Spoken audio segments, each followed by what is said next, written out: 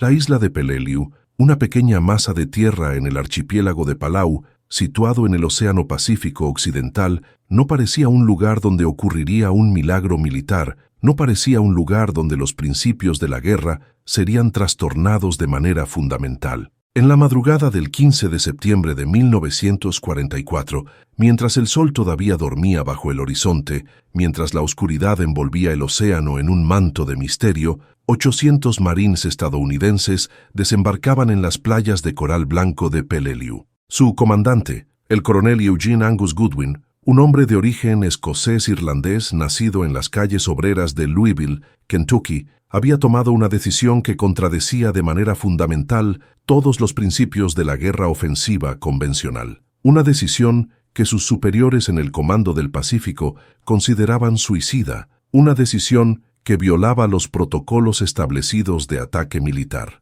Una decisión que, cuando fue ejecutada con precisión implacable y coraje extraordinario, resultaría en uno de los mayores desastres de la Segunda Guerra Mundial para la Armada Imperial japonesa. El contexto global de Peleliu, en septiembre de 1944, era complejo y urgente. Los alemanes estaban siendo empujados hacia atrás en Europa. La Unión Soviética estaba avanzando desde el este. En el Pacífico, Estados Unidos estaba ganando la guerra aérea contra Japón. Los bombarderos B-29 estaban comenzando a alcanzar el territorio japonés. Los submarinos estadounidenses estaban hundiendo barcos de suministro que mantenían los tentáculos del imperio japonés extendidos a través del Pacífico. La pregunta no era si Estados Unidos ganaría la guerra, era cuándo ganaría y a qué costo en vidas estadounidenses. Peleliu había sido tomada por los japoneses después de la caída de las Filipinas años antes. La isla se había convertido en una fortaleza, un bastión del imperio japonés en el Pacífico Central. Peleliu era estratégicamente importante porque podría servir como base aérea avanzada para operaciones futuras contra Japón. Peleliu podría permitir a los estadounidenses proyectar poder más lejos hacia el occidente. Pero Peleliu también era un lugar donde la geografía favorecía al defensor de una manera que los planificadores estadounidenses no habían apreciado completamente. La geografía de Peleliu era accidental pero brutal. La isla tenía playas de coral blanco donde los marines desembarcarían, pero detrás de esas playas, la isla se elevaba abruptamente en acantilados verticales que se elevaban 100 metros o más. Esos acantilados estaban perforados por cuevas naturales, cuevas que penetraban profundamente en el interior de la isla, cuevas que se conectaban entre sí bajo tierra. Los japoneses, bajo el mando del general Inoue Kunio, un veterano de la Primera Guerra Sino-Japonesa y la invasión de Manchuria,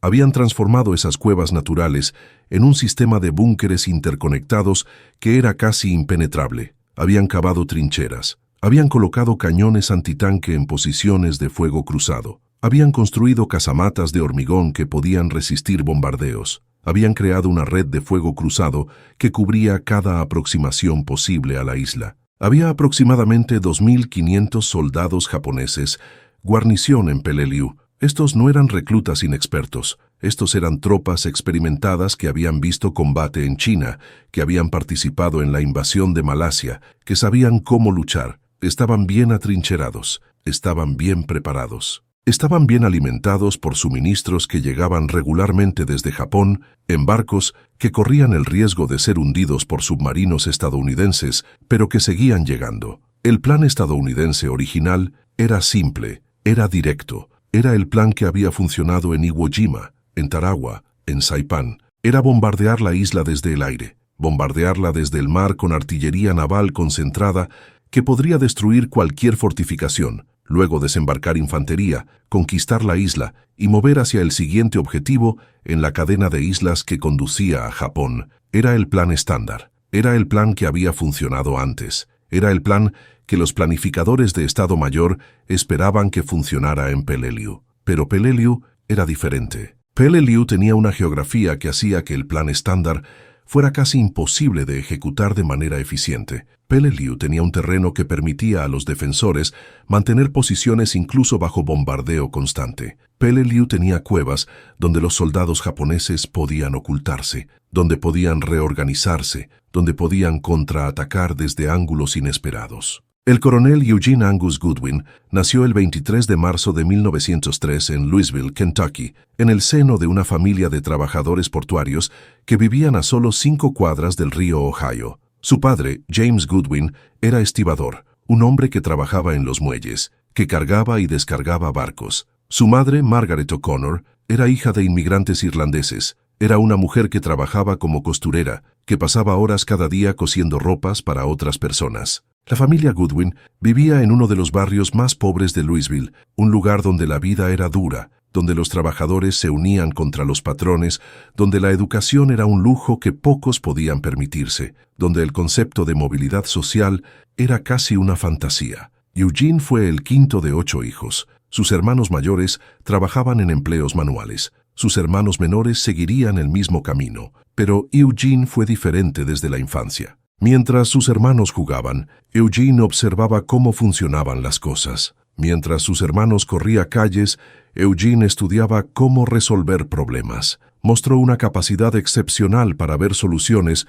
donde otros solo veían obstáculos. Mostró una capacidad para entender sistemas complejos, para ver cómo todas las partes se conectaban. A los 6 años, cuando su padre fue herido en un accidente en el puerto y quedó temporalmente incapacitado para trabajar, fue Eugene quien asumió la responsabilidad de ayudar a su madre a cuidar a sus hermanos menores. A los 8 años, ya estaba trabajando en empleos ocasionales en el puerto, ganando dinero para ayudar a la familia mientras continuaba asistiendo a la escuela. A los 10 años, había desarrollado un sistema para organizar el trabajo en el puerto que era más eficiente que el método que los estibadores adultos usaban. Había observado cómo se perdía tiempo, cómo los hombres esperaban mientras otros trabajaban, cómo podía reorganizarse el trabajo para que fluyera de manera más eficiente. Su padre, cuando se recuperó lo suficiente para volver al trabajo, adoptó el sistema de Eugene. Otros estibadores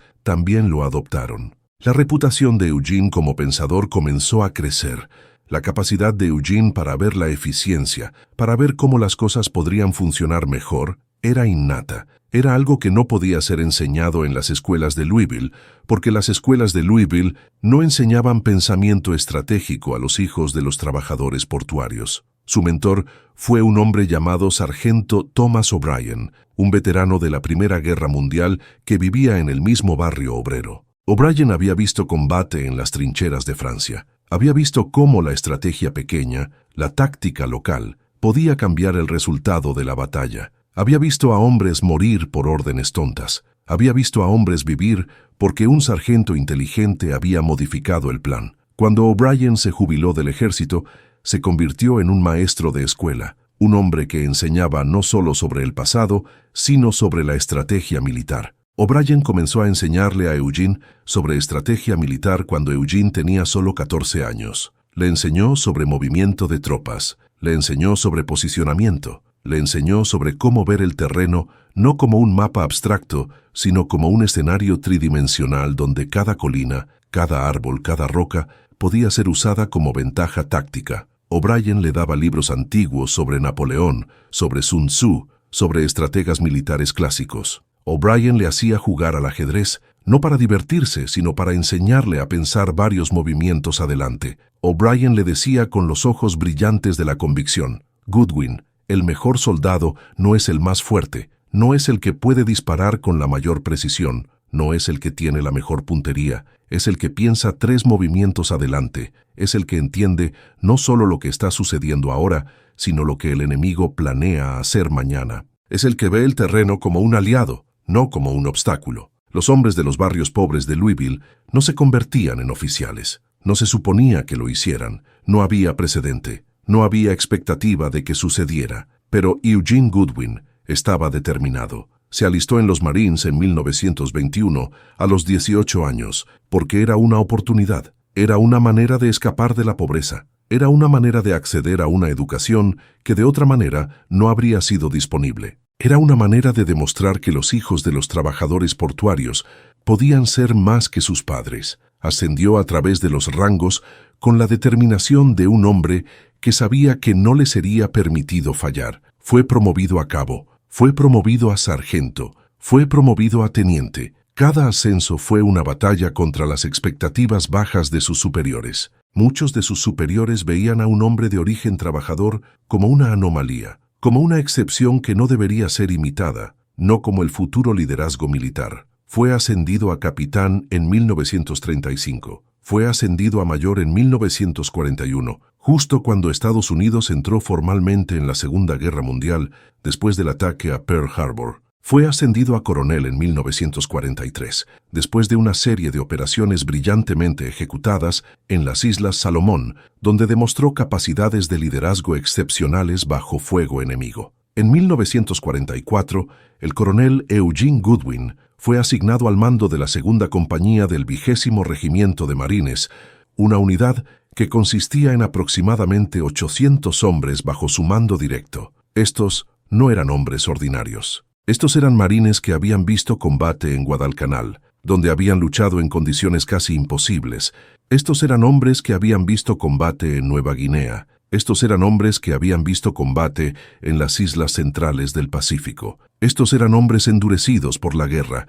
Estos eran hombres cuyo miedo había sido forjado en fuego de combate real. Estos eran hombres que confiaban en Goodwin porque sabían que él los cuidaba. Sabían que Goodwin no los enviaría a una muerte innecesaria. Sabían que Goodwin pensaba en sus vidas como más que estadísticas militares. Esa confianza fue ganada a través de años de liderazgo en combate. Esa confianza sería crucial para lo que iba a suceder en Peleliu. Peleliu fue asignada a Goodwin en agosto de 1944. Los planificadores estadounidenses querían la isla porque creían que era estratégicamente importante para la campaña del Pacífico Central, que conduciría finalmente a la invasión de Japón. Querían usar a Peleliu como base aérea avanzada. Querían usar a Peleliu como punto de apoyo para futuras operaciones contra las Filipinas. Querían usar a Peleliu como un trampolín que permitiría a los bombarderos estadounidenses alcanzar Japón más fácilmente. Pero cuando Goodwin estudió los mapas, cuando examinó las fotografías aéreas de la isla,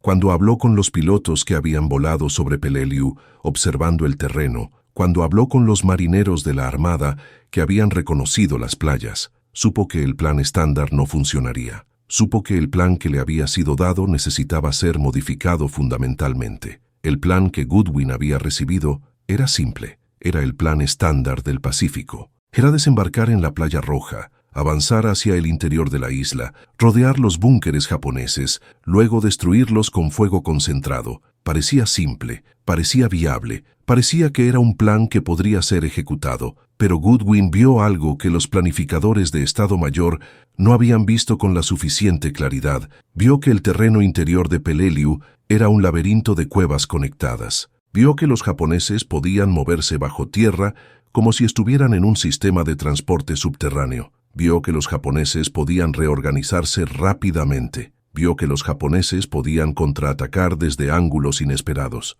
Vio que si los marines seguían el plan estándar, serían atrapados en un combate de desgaste que podría durar meses. Vio que necesitaba un plan diferente. El problema específico que Goodwin identificó era que el plan estándar asumía que los marines podrían mantener la iniciativa táctica durante toda la batalla. Asumía que los marines podrían dictar dónde y cuándo ocurriría el combate. Asumía que los marines podrían forzar el combate en términos que favorecían la superioridad estadounidense en fuego y equipamiento. Pero en Peleliu, el terreno favorecía al defensor de una manera casi absoluta. El terreno permitía a los japoneses elegir dónde luchar. El terreno permitía a los japoneses mantener líneas de suministros subterráneas que eran casi imposibles de destruir. El terreno hacía que cualquier asalto frontal fuera una masacre para los marines. El terreno hacía que cualquier seguimiento del plan estándar resultara en bajas estadounidenses que serían catastróficamente altas.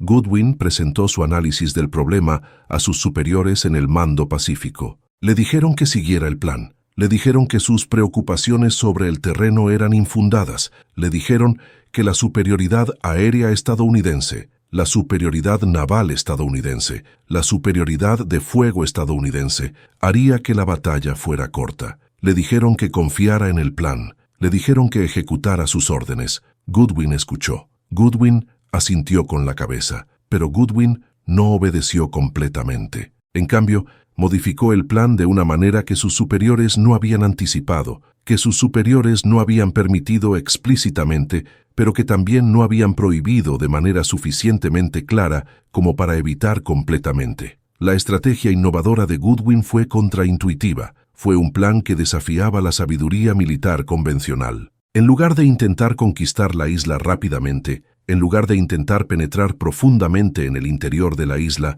en lugar de intentar rodear completamente las posiciones japonesas, Goodwin planeó algo radicalmente diferente. Planeó permitir que los japoneses lo rodearan. Planeó permitir que los japoneses creyeran que sus 800 marines eran una fuerza de desembarque débil, una sonda, una prueba del sistema defensivo japonés. Planeó permitir que los japoneses vieran a los marines como atrapados, como vulnerables, como posiblemente derrotables. Planeó permitir que los japoneses concentraran sus fuerzas en un ataque masivo que sería lanzado contra los marines que parecían estar en peligro. ¿Por qué? ¿Por qué permitiría un comandante militar que su propia fuerza fuera rodeada? ¿Por qué permitiría un comandante que sus hombres fueran situados en una posición que parecía desesperada? La respuesta era estratégica. La respuesta era psicológica. Goodwin había estudiado el comportamiento militar japonés, había leído reportes sobre tácticas japonesas,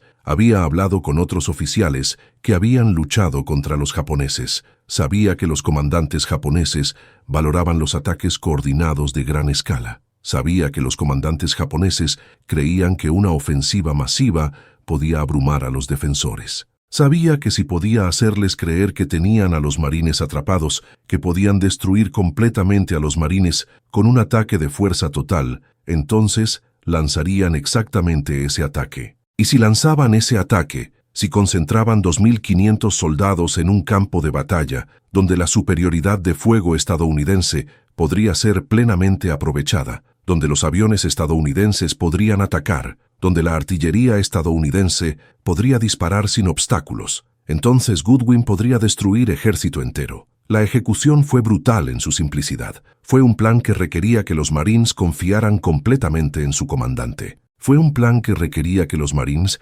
estuvieran dispuestos a parecer débiles, a parecer asustados, a parecer que necesitaban ayuda. Fue un plan que requería que estos hombres endurecidos por el combate, hombres que habían visto amigos morir, hombres que sabían lo que significaba estar bajo fuego enemigo, creyeran que su comandante sabía lo que hacía. Los 800 Marines bajo el mando directo de Goodwin eran hombres de trasfondos diversos. Muchos de ellos provenían de las grandes ciudades del norte, de lugares como Nueva York, Boston, Filadelfia. Muchos provenían de granjas del Medio Oeste, de lugares donde el trabajo agrícola les había enseñado sobre resistencia y persistencia. Muchos provenían del sur, de lugares donde la vida rural los había preparado para el combate. Algunos eran hombres que se habían alistado voluntariamente porque sentían que era su deber servir. Otros habían sido reclutados porque la guerra requería hombres, porque el gobierno necesitaba soldados para luchar contra Japón y Alemania. Pero lo que los unía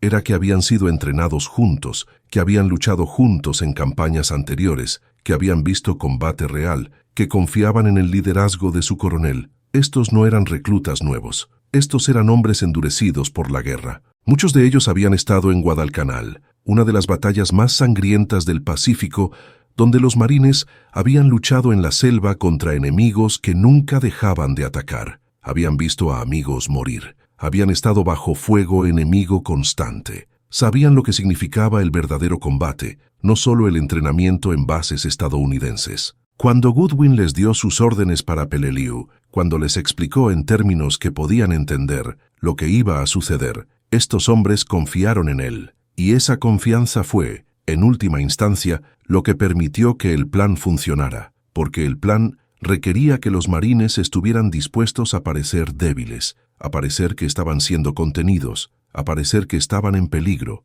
requería que parecieran asustados, requería que sus transmisiones de radio parecieran desesperadas, requería que los observadores japoneses creyeran que los marines estaban siendo derrotados, pero los marines sabían que todo esto era parte de un plan más grande. Sabían que su comandante creía que esto los salvaría, que esto reduciría el número de muertes, y sabían que su comandante era alguien en quien podían confiar porque había demostrado su valía en combates anteriores. Goodwin ordenó a sus hombres que desembarcaran en la Playa Roja el 15 de septiembre de 1944. Ordenó que avanzaran solo una corta distancia hacia el interior, solo 200 metros, solo lo suficiente para establecer una cabeza de playa. Luego ordenó que se detuvieran. Ordenó que establecieran posiciones defensivas que parecían vulnerables a un observador que no sabía lo que Goodwin sabía. Ordenó que los hombres excavaran trincheras en posiciones que parecían débiles, fácil de flanquear, fácil de atacar. Ordenó que enviaran transmisiones de radio que parecían desesperadas. Transmisiones que hablaban de balas altas, de resistencia fuerte del enemigo, de bajas significativas entre los Marines. Transmisiones que sugerían que los Marines estaban siendo contenidos, que no estaban logrando su objetivo, que necesitaban refuerzos urgentemente. Sabía que los japoneses estaban escuchando. Sabía que los japoneses monitoreaban las transmisiones de radio estadounidenses. Sabía que los japoneses interpretarían esas transmisiones exactamente como lo había planeado. Lo interpretarían como una admisión de debilidad. Lo interpretarían como una oportunidad. Los japoneses atacaron el 16 de septiembre de 1944, menos de 24 horas después del desembarco estadounidense. Atacaron con toda la fuerza de que disponían. 2.500 soldados salieron de sus búnkers subterráneos, salieron de sus cuevas, salieron de sus trincheras, creyendo que enfrentaban a una fuerza debilitada que podrían destruir rápidamente, creyendo que esta era su oportunidad de aniquilar una fuerza de desembarque estadounidense, creyendo que podrían lograr una victoria significativa. Salieron al terreno abierto, donde el fuego de artillería estadounidense, el fuego de mortero, el fuego de ametralladora, podía alcanzarlos sin obstáculos. Salieron al terreno abierto, donde los aviones estadounidenses podrían bombardearlos. Salieron al terreno abierto donde no había lugar para esconderse. Salieron al terreno abierto donde la superioridad de fuego estadounidense podría ser aplicada con máxima efectividad. Lo que sucedió en las siguientes 18 horas fue una masacre. Fue un ejemplo casi puro de superioridad táctica. Los Marines estadounidenses, bajo la dirección del coronel Goodwin, utilizaron el fuego de artillería, el fuego de ametralladora, el fuego de rifles y ataques aéreos coordinados para matar a los soldados japoneses mientras salían al campo abierto. El número de muertes fue catastrófico. 2.173 soldados japoneses fueron confirmados muertos. Otros 200 hirieron gravemente. 31 fueron capturados. En 18 horas de combate concentrado, Goodwin había destruido esencialmente el ejército de guarnición completo de Peleliu. Los marines estadounidenses sufrieron 323 bajas. 148 marines fueron muertos. 175 fueron heridos lo suficientemente como para requerir evacuación médica. Eso era una tasa de bajas de aproximadamente 40% de la fuerza de desembarco inicial. Eso era catastrófico por los estándares estadounidenses, pero no era nada comparado con lo que habría sucedido si Goodwin hubiera seguido el plan estándar. Los historiadores militares han estimado que si Goodwin hubiera seguido el plan estándar, si hubiera intentado conquistar la isla rápidamente, si hubiera intentado asaltar las posiciones japonesas, habrían muerto entre 1.000 y 1.500 marines. Habrían sufrido bajas que serían insostenibles, que serían inaceptables por los estándares estadounidenses. En cambio, Goodwin perdió 148 hombres. Eso era un costo alto. Eso era vidas que no podrían ser reemplazadas. Eso era familias que recibirían telegramas de muerte, pero era un costo que era menor que las alternativas. La razón por la que el plan de Goodwin funcionó era porque entendía la psicología del comando militar. Entendía que la certeza de la victoria es a menudo más peligrosa que la incertidumbre. Entendía que si los comandantes japoneses creían que tenían la oportunidad de destruir completamente una fuerza estadounidense, la tomarían sin calcular completamente el costo. Entendía que el terreno podía ser usado no solo como ventaja defensiva, sino como trampa psicológica. Entendía que permitir que el enemigo hiciera exactamente lo que quería hacer era a menudo la mejor estrategia. El dilema moral que Goodwin enfrentó fue significativo y casi paralizante. La orden que había recibido de sus superiores en el mando pacífico era conquistar rápidamente, asumir bajas pero lograr el objetivo rápidamente.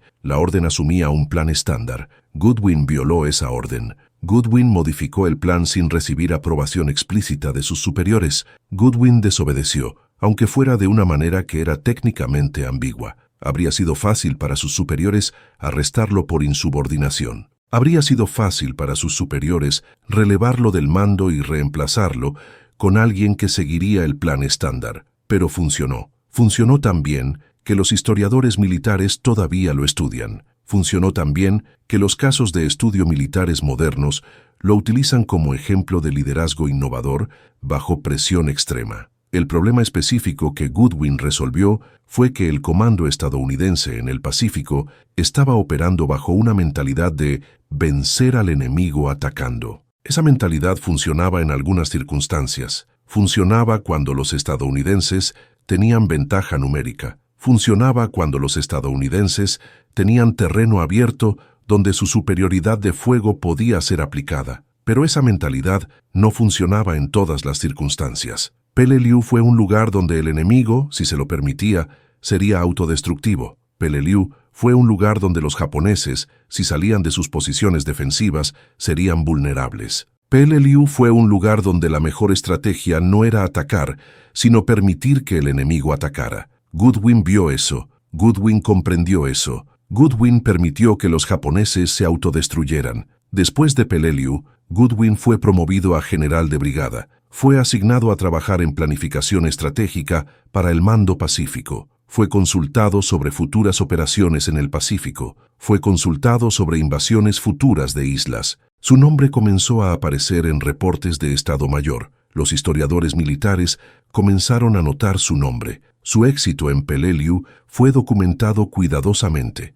Su táctica fue estudiada en las academias militares. Goodwin continuó sirviendo hasta el final de la guerra. Fue parte del Mando Pacífico durante la invasión de Iwo Jima. Fue parte del Mando Pacífico durante la invasión de Okinawa. Fue parte del Mando Pacífico cuando la bomba atómica fue lanzada sobre Hiroshima y Nagasaki. Fue parte del Mando Pacífico cuando Japón se rindió el 15 de agosto de 1945. Después de la guerra, en 1945, Goodwin fue liberado del servicio activo. Fue ofrecida una posición permanente en el ejército, una oportunidad de permanecer en el servicio, una oportunidad de continuar su carrera militar. Pero Goodwin declinó. En cambio, regresó a Kentucky. Escribió sus memorias. Escribió un libro llamado Peleliu, The Victory Nobody Wanted, donde explicó su razonamiento estratégico, donde explicó por qué había tomado las decisiones que había tomado, donde explicó cómo su pensamiento estratégico había evolucionado a lo largo de su carrera militar. Dio conferencias en universidades, fue profesor invitado en la Academia Naval de Annapolis, fue profesor invitado en el War College, fue profesor invitado en universidades civiles, donde enseñó sobre estrategia militar, sobre liderazgo, sobre cómo tomar decisiones bajo presión extrema. Se convirtió en consultor de negocios, ayudando a empresas multinacionales a pensar estratégicamente sobre sus operaciones. Ayudó a las empresas a reorganizar sus estructuras de mando. Ayudó a las empresas a pensar sobre cómo permitir que sus competidores hicieran ciertas cosas mientras controlaban otros aspectos del mercado. Las lecciones de Peleliu tenían aplicaciones comerciales. Tuvo una familia. Se casó con una enfermera llamada Catherine Murphy, una mujer que había servido en la Marina de los EEUU durante la guerra. Tuvieron 3 hijos. Los 3 fueron a la universidad. Todos ellos tuvieron carreras profesionales exitosas. Sus hijos entendían que su padre había hecho algo extraordinario en la guerra, aunque no comprendían completamente las implicaciones estratégicas hasta que fueron mayores. El reconocimiento tardío por su contribución a la guerra llegó en 1983, casi 40 años después de Peleliu. Un historiador militar llamado Dr. Robert Creswell estaba investigando el Mando Pacífico para un libro profundo sobre la Segunda Guerra Mundial. Creswell había oído hablar del coronel Goodwin. Creswell sabía que Goodwin estaba vivo, que estaba jubilado en Louisville, que estaba viviendo una vida privada. Creswell fue a Louisville. Entrevistó a Goodwin durante varias semanas. Goodwin, entonces octogenario, estaba dispuesto a hablar. Estaba dispuesto a explicar sus decisiones. Estaba dispuesto a revelar sus razonamientos estratégicos. El libro de Creswell fue un éxito académico inesperado. De repente, el nombre de Goodwin fue vinculado permanentemente a una de las batallas más decisivas del Pacífico. De repente, fue reconocido como uno de los pensadores estratégicos más importantes de la Segunda Guerra Mundial. Las universidades lo invitaron para dar conferencias. El Departamento de Defensa reconoció oficialmente su contribución a la victoria estadounidense. En 1986, recibió una medalla especial del secretario de Defensa por su liderazgo innovador en combate. Fue una condecoración poco común. Fue un reconocimiento de que Goodwin había hecho algo que pocos generales militares habían hecho. Había violado órdenes de una manera que funcionaba. Había innovado bajo presión extrema de una manera que salvaba vidas. Los marines que sirvieron bajo Goodwin en Peleliu nunca olvidaron lo que había hecho. Entendían exactamente lo que su comandante había hecho. Entendían que mientras que 148 hombres murieron bajo su mando en Peleliu, miles de hombres habrían muerto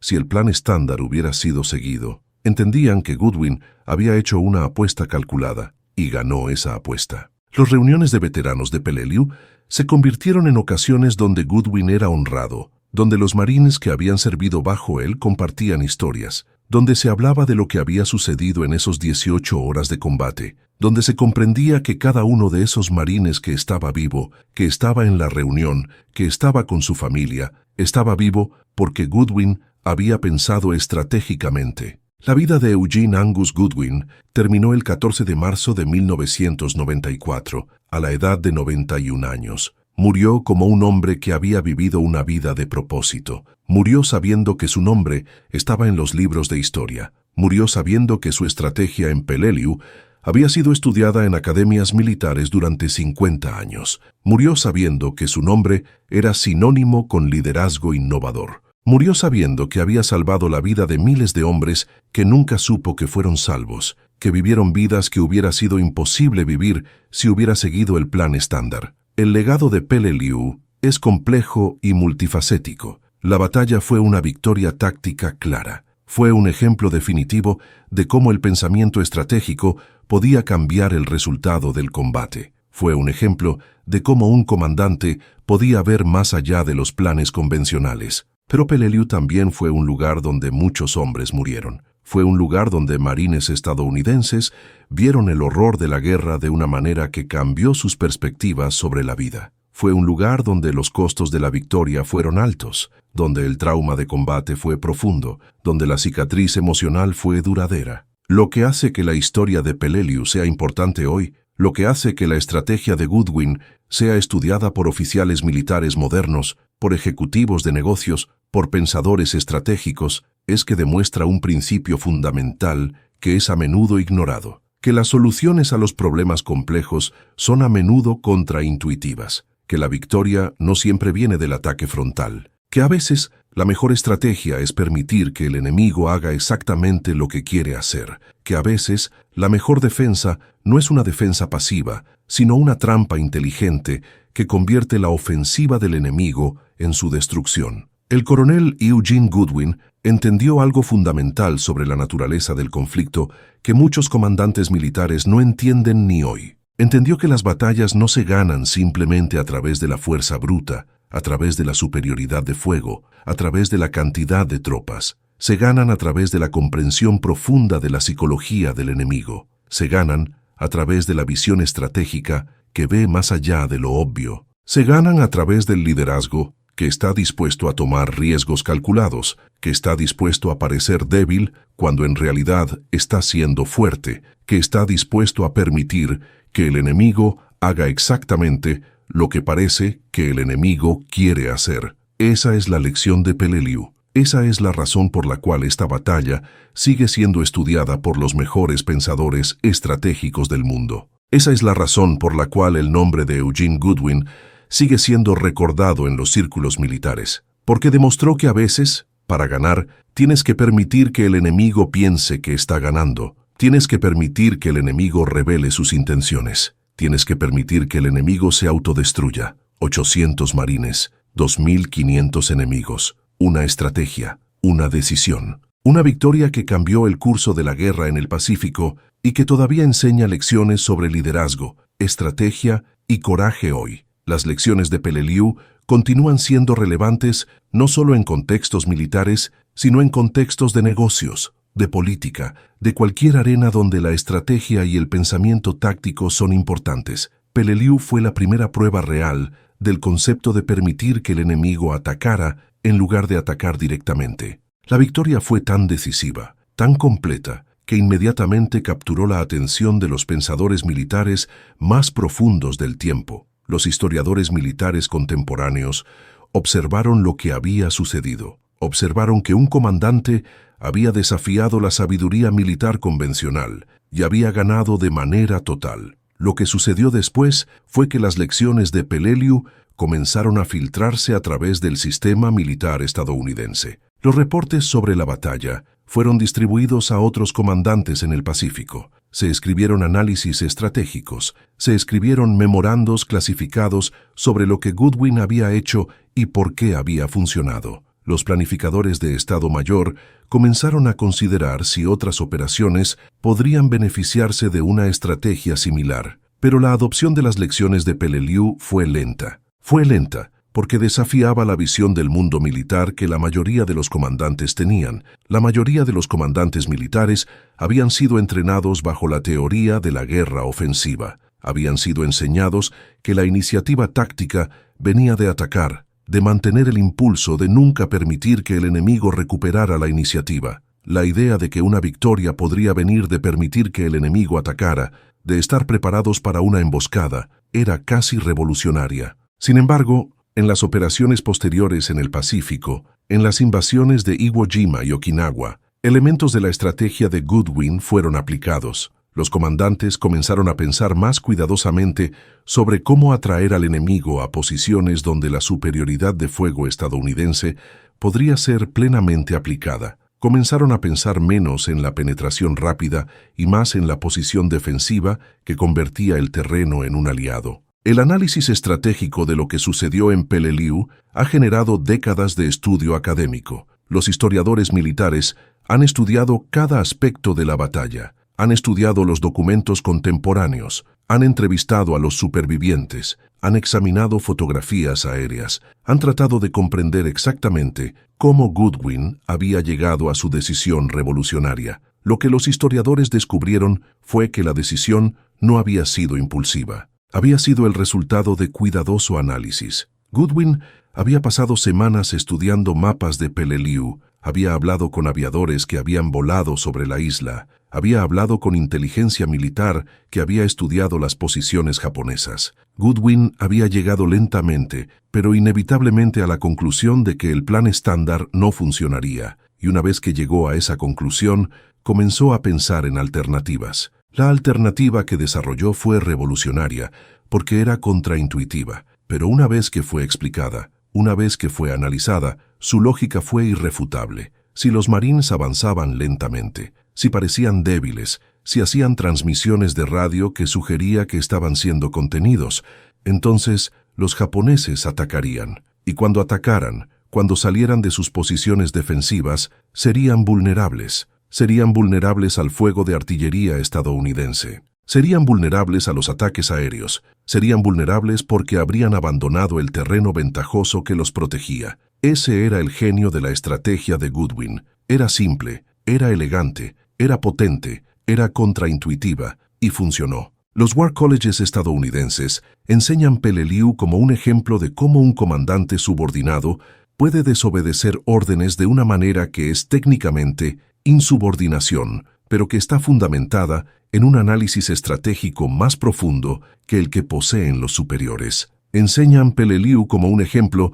de cómo la iniciativa táctica puede vencer la superioridad estratégica cuando se aplica correctamente. Los historiadores han debatido si la decisión de Goodwin fue realmente insubordinación o simplemente una interpretación creativa de órdenes ambiguas. Los documentos históricos muestran que Goodwin informó a sus superiores sobre su análisis del terreno. Informó que el plan estándar resultaría en bajas inaceptables, pero cuando sus superiores insistieron en que siguiera el plan, Goodwin procedió de una manera que los historiadores describen como obediencia creativa. Obedeció en la letra pero no en el espíritu. Siguió el plan, pero lo modificó fundamentalmente de una manera que sus superiores no habían anticipado explícitamente, pero que tampoco habían prohibido explícitamente. Este tipo de obediencia creativa es ahora enseñado en las academias militares como un ejemplo de liderazgo responsable. Es enseñado como cómo un líder debe pensar,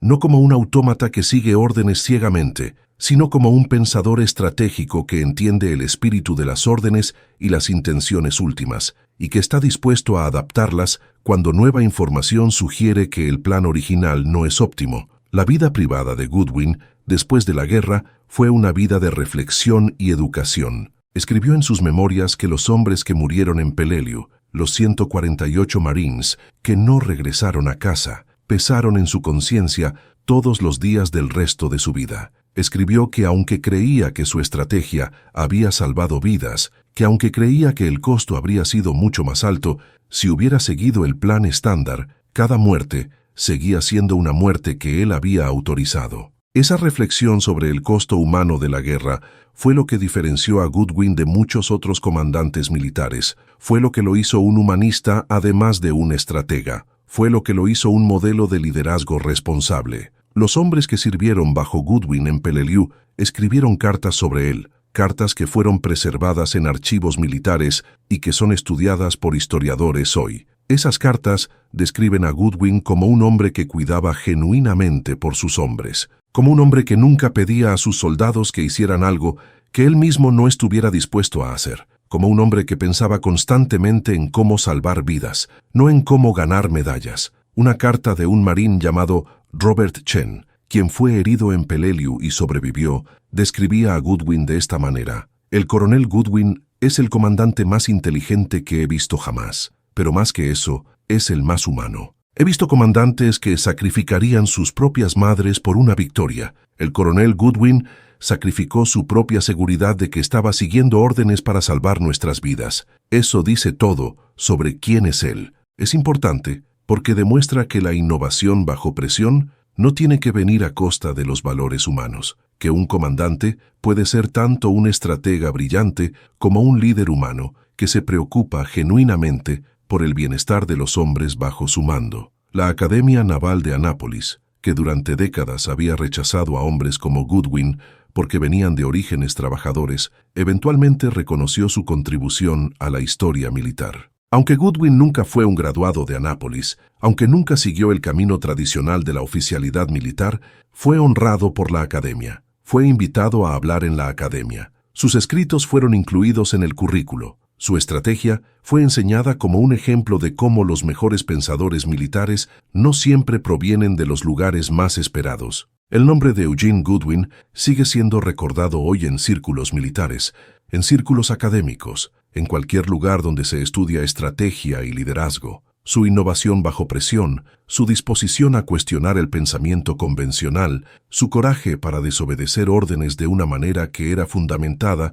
en análisis estratégico más profundo, su liderazgo humanitario, todo esto continúa siendo estudiado como un modelo de lo que el liderazgo responsable debería parecer. 800 marines, 2.500 enemigos, una estrategia, una decisión que violó las órdenes, una victoria que salvó vidas, una lección que continúa siendo relevante hoy, más de 80 años después de que sucedió. Las lecciones de Peleliu son las lecciones de cómo un hombre, armado con inteligencia estratégica y compasión por sus hombres, puede cambiar el curso de la historia. Lo que Goodwin comprendió que muchos otros comandantes militares no comprendían era que la guerra no es solo sobre la aplicación de fuerza bruta. La guerra es también sobre la psicología, es sobre entender cómo piensa tu enemigo. Es sobre anticipar lo que tu enemigo va a hacer. Es sobre posicionar tus fuerzas no en respuesta a lo que está sucediendo ahora, sino en anticipación de lo que sucederá en el futuro. Goodwin pensaba como un ajedrecista.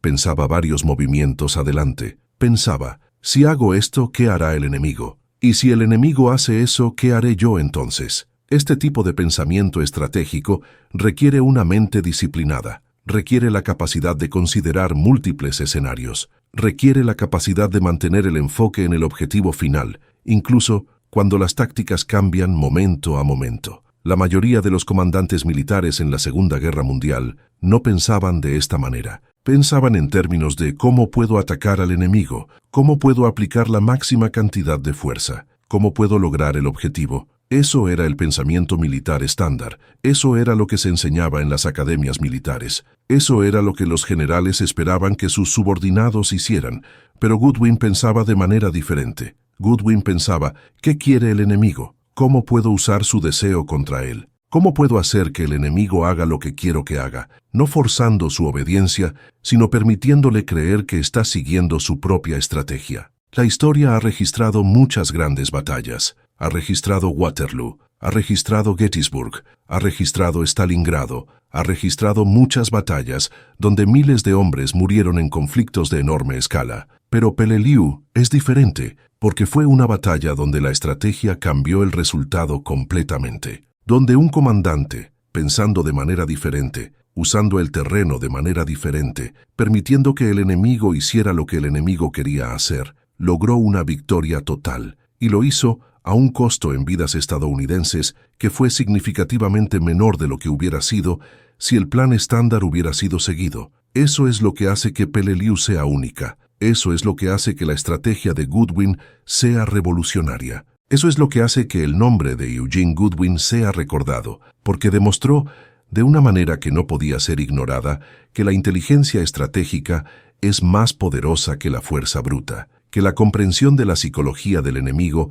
es más poderosa que la aplicación de fuego concentrado, que la paciencia, la capacidad de esperar, la capacidad de permitir que el enemigo cometa un error, es más poderosa que la agresión constante. Esa es una lección que es eternamente relevante. Esa es una lección que se aplica no solo a la guerra, sino a los negocios, a la política, a cualquier arena de la vida donde hay competencia. La capacidad de ver lo que otros no ven, la capacidad de pensar varios movimientos adelante, la capacidad de permitir que tu competidor, tu enemigo, haga exactamente lo que quiere hacer, sabiendo que eso resultará en su derrota. Esa es la lección de Peleliu. Esa es el legado de Eugene Goodwin.